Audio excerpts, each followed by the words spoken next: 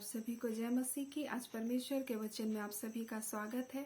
आज परमेश्वर अपने वचनों के द्वारा आप सबको बहुत ऐसे आशीष को दे।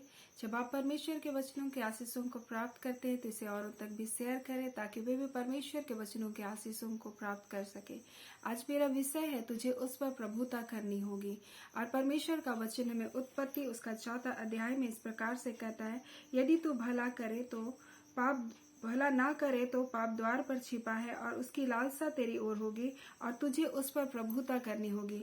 और हम यहाँ कैन और हाबिल के विषय में देखते हैं, जब दोनों ने परमेश्वर को भेंट को चढ़ाया और तब परमेश्वर ने हाबिल के भेंट को तो स्वीकार किया परंतु कैन के भेंट को अस्वीकार किया। और इस बात से वो क्या किया, कैन बहुत ही नाराज हो गया, बहुत ही क्रोधित हो गया। और वो क्योंकि उसने ये देखा कि परमेश्वर ने हाबिल की भेंट को स्वीकार किया और मेरी नहीं, तब वो कैन बहुत ही क्रोधित हो गया। और उसके क्रोध को देखकर यहोवा परमेश्वर उससे बातचीत करता है और बोलता है, तब यहोवा ने कैन से कहा, तू क्यों क्रोधित है, बोलता है, और तेरे मुंह पे उदासी क्यों छाई है? यदि तू भला करे तो क्या तेरी भेंट ग्रहण ना की जाएगी, और यदि तू भला ना करे तो पाप द्वार पर छिपा है और उसकी लालसा तेरी ओर होगी और तुझे उस पर क्या करनी है, प्रभुता करनी है। और ये क्या किया, क्रोधित हो गया है क्योंकि परमेश्वर ने क्या किया, किसकी भेंट को, उसके भाई हाबिल की भेंट को ग्रहण किया परंतु उसकी भेंट को अस्वीकार किया।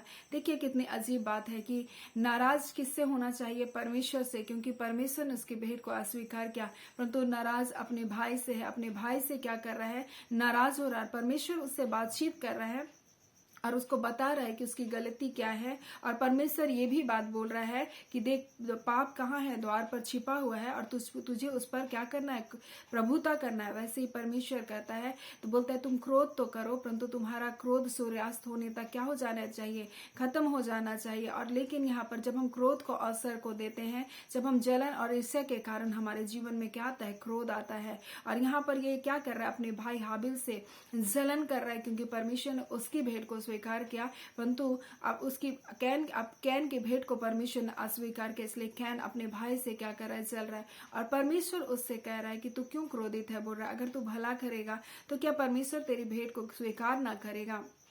फिर भी हम लोग देखते हैं इसने क्रोध को अपने जीवन में पाला, क्रोध को अपने जीवन में अवसर को दिया और क्रोध ने इनके जीवन को क्या कर दिया, नाश कर दिया। और आगे चलकर वो अपने भाई हाबिल की क्या करता है, हत्या करता है। और पृथ्वी में यह पहला हत्या होता है जो मनुष्य जाति करता है।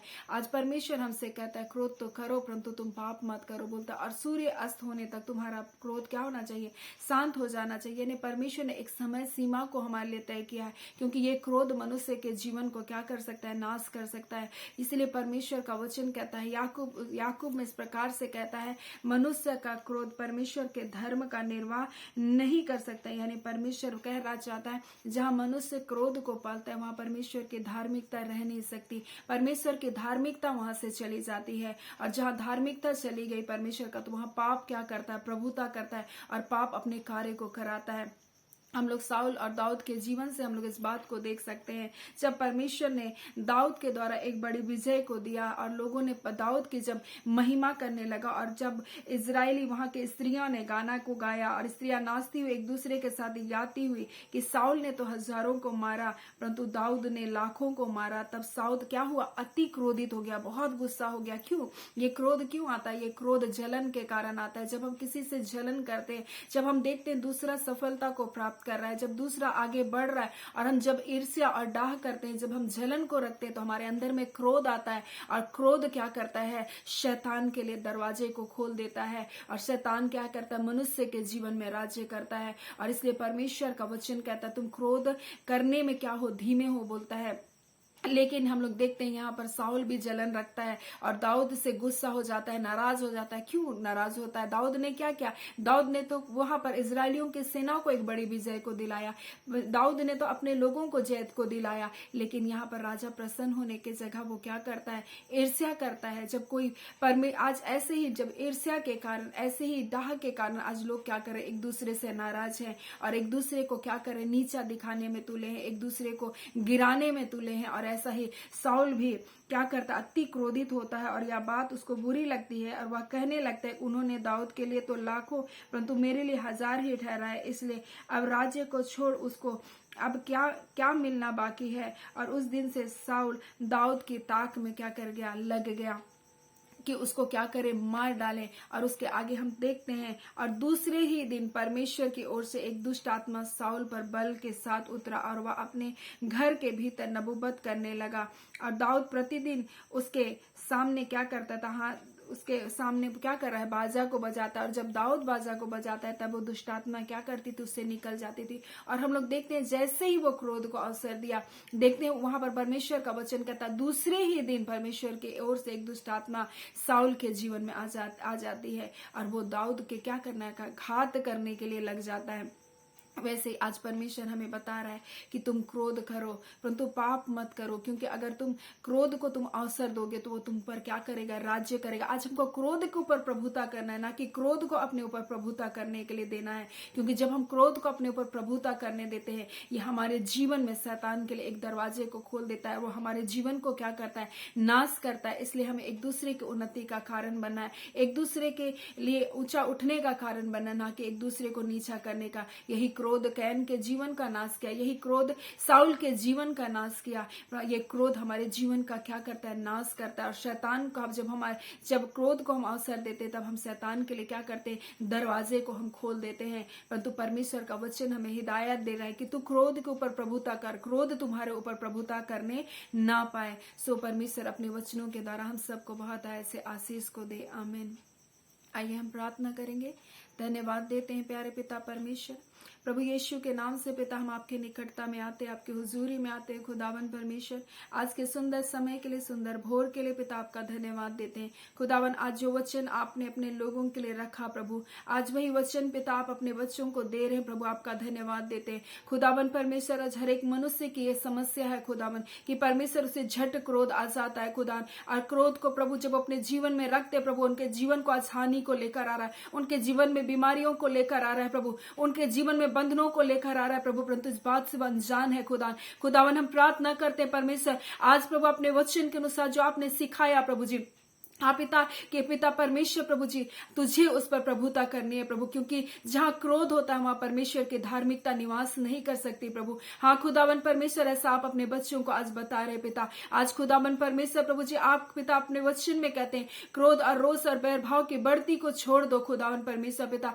आपका वचन कहता है जो दूसरों को परमेश्वर पिता अपराधों को ढांपता है प्रभु जी, वो प्रेम का खोजी है परमेश्वर। बैर से तो झगड़े होते हैं खुदावन, लड़ाइयां होती है प्रभु जी, परंतु प्रेम पापों को ढांप देता है खुदा। आज आपके बच्चे प्रेम के खोजी होने पाए खुदा। आज अपने स्वर्गीय प्रेम से आपके बच्चों के जीवन को भर दीजिए खुदा। आज उन्हें नम्रता का जीवन को दे दीजिए खुदावन परमेश्वर, ताकि परमेश्वर प्रभु जी जो लोग उनके क्रोध का कारण है प्रभु ने क्षमा कर सके प्रभु जी। वो जलन, वो ईर्ष्या, वो डाह के कारण जब पिता वो किसी के खानी को चाहते प्रभु, सारी व्यर्थ बातें यीशु के नाम से इनके जीवन से जाने पाए खुदावन। ऐ खुदावन परमेश्वर पिता, क्योंकि क्रोध हमारे जीवन का नाश करता है प्रभु जी, क्रोध शत्रु को पिता अवसर को देता है खुदा। आज इस बात को आपके लोग समझ रहे हैं खुदा, अपने आपके वचनों के द्वारा हम आपका धन्यवाद देते हैं पिता परमेश्वर। एक नए दिन की आशीष प्रभु यीशु के नाम से पिता आपके बच्चों के जीवन में आने पाए। तमाम भलाई, बरकत, छुटकारा यीशु के नाम से आपके बच्चों के जीवन में आने पाए। जितने रोग दुख बीमारी में प्रभु जी, इसी घड़ी प्रभु आपका चंगा करने वाला हाथ उनको छूने पाए,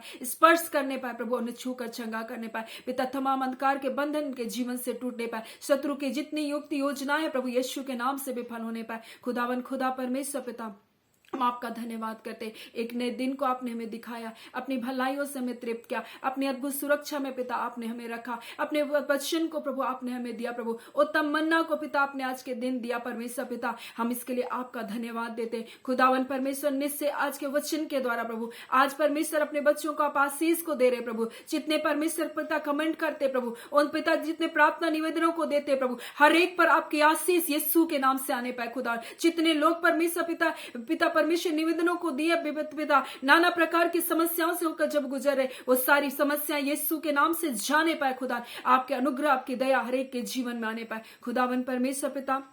हर एक को पिता आज की सुबह स्पर्श कीजिए, एक नया बल, एक नया शक्ति को दीजिए। जितने परमेश्वर एग्जाम्स को लिख रहे प्रभु, ने बुद्धि, ज्ञान और समझ की आत्मा को दीजिए खुदावन। जितने तैयारी को कर रहे एग्जाम्स के प्रभु, उन्हें तैयारी करने का हृदय दीजिए पिता। एकाग्र मन को दीजिए ताकि अच्छी रीति से अपनी पढ़ाई को कर सके खुदावन परमेश्वर। जितने इंटरव्यू के लिए गए प्रभु, इंटरव्यू दे रहे हैं खुदावन परमेश्वर प्रभु जी, हर एक टेस्ट में प्रभु जी, हर एक एग्जाम में प्रभु यीशु के नाम से आपके अनुग्रह के द्वारा सफलता को पाने पाए खुदावन परमेश्वर। नामुमकिन असंभव बातें जैसे लग रही है प्रभु, परंतु यीशु के नाम से सारी बातें सफल होने पाए। खुदावन हजारों हजारों में आपके बच्चे चुनकर निकलने पाए प्रभु, और आपकी पिता संतान, आप पिता उनके जीवन से आपके नाम की महिमा होने पाए। खुदा आप अपने बच्चों को चुनकर ऊंचे स्थानों में रख रहे खुदा, ताकि उनके जीवन से आपके नाम की महिमा होने पाए। खुदावन परमेश्वर आपके अद्भुत शांति जो समझ से परे इनके मन इनके हृदय की आज रक्षा करने पाए। हर घबराहट, हर निराशा, हताशा की बातें यीशु के नाम से इनके जीवन से जाने पाए। खुदावन परमेश्वर पिता आज के दिन प्रभु अपने दास दासियों को भी प्रभु आप बहुत ऐसे इस्तेमाल करें प्रभु, अपनी अद्भुत सुरक्षा में रखे। आपके बच्चे जहां के जाते आते प्रभु आपके दूत उन्हें छावनी किए हुए ले जाने पाए। खुदावन परमेश्वर पिता आज की सुंदर सुबह के लिए प्रभु आपका धन्यवाद, आपके अलौकिक अनुग्रह के लिए पिता आपका धन्यवाद। हाँ पिता परमेश्वर आपके पवित्र लहू के लिए आपका धन्यवाद यीशु राजा। आज अपने पवित्र लहू से प्रभु हर एक के पाप अपराध गुनाहों को क्षमा कीजिए। एक नया दिन, एक नया अनुग्रह आप हर एक के जीवन में दीजिए पिता, ताकि वो प्रस्ताव विश्वास के साथ प्रभु आज के दिन को शुरू करे प्रभु, और एक नया दिन परमेश्वर ने दिया प्रभु, इसके प्रति वो धन्यवादी बन सके खुदावन। हाँ खुदावन, एक नया दिन, एक नया अवसर है प्रभु, एक नए शुरुआत का समय है खुदावन। ये अपने जीवन के एक नए शुरुआत करने पाए अपने परिवार के लिए प्रभु। टूटे परिवार यीशु के नाम से जुड़ने पाए, अंधकार के सारे कार्य परिवारों से नाश होने पाए प्रभु जी। मेल मिलाप की आत्मा कार्य करे खुदा, हर एक के काम धंधों पर आशीष को दे प्रभु, हर एक के बिजनेस नौकरी पर आशीष को दे खुदा, हर एक बच्चों पर अपनी आशीष को दे। हर रोग दुख बीमारी से बच्चों को आप बचा कर रखे पिता। खुदावन परमेश्वर पिता हम आपका धन्यवाद करते हैं। प्रार्थना यीशु के नाम से मांग लेते हैं, दया सुने अनुग्रह से ग्रहण कर लीजिएगा, आमीन। परमेश्वर पिता आप सबको बहुत ऐसे आशीष को दे, आमीन।